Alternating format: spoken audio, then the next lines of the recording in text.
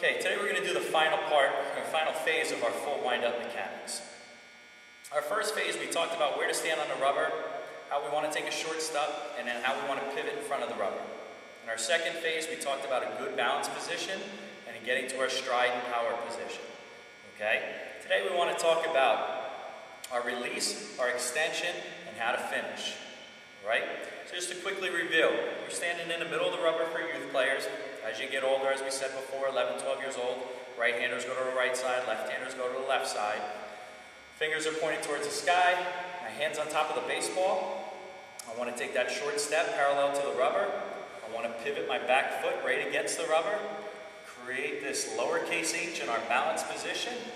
I break my hands, thumbs down, palms out, arm circles to get me to my stride and power position. And then from here is where we're going to work on our release, extension, and finish. Okay? I want to take this elbow, and we want to take the elbow down towards our hip and bring our chest towards our glove. As we do this, we start to get to our release point.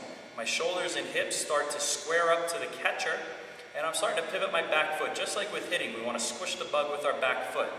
So as we come to an open position, okay, from our stride power position, you can see my hips start to rotate and my back foot start to turn as my elbow comes to my hip and my chest starts to come to my glove. Okay? From here, we create extension. When we release the baseball, we want to release the baseball over our front foot. So as we go from our stride power position, we start to accelerate, elbow to the hip, glove to chest. I want to release the ball over my front foot to get a good extension. This is going to give me good velocity and good command of my pitches towards our target. Okay? A lot of times with youth players, and even players above, they release the ball prematurely, okay? Up high in their releasing phase. We want to try to get them to extend as much as possible and get to our front foot, okay? The less the distance is, the harder we're going to throw. And that's what we try to tell kids.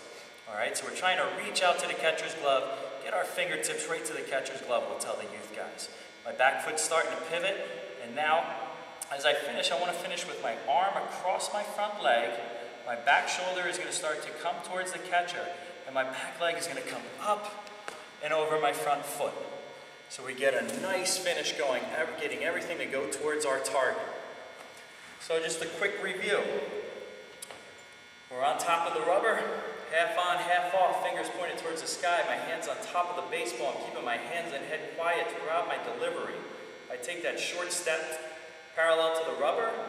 I pivot my foot just in front of the rubber. I lift up to my balance position and get to that lowercase h. I separate my hands, stride against my body, create this good L on the back side. I'm on the same plane on my front side. Elbow drives to the hip, chest to my glove, back foot pivots.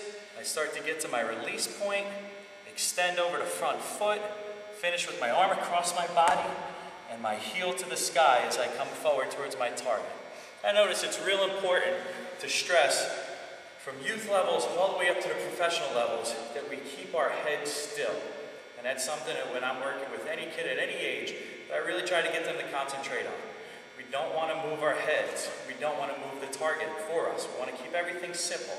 So as we go through the delivery, we want to make sure that our head stays nice and quiet and still all the way through our full wind-up mechanics. And that'll help us with our command, and it'll help us with our balance.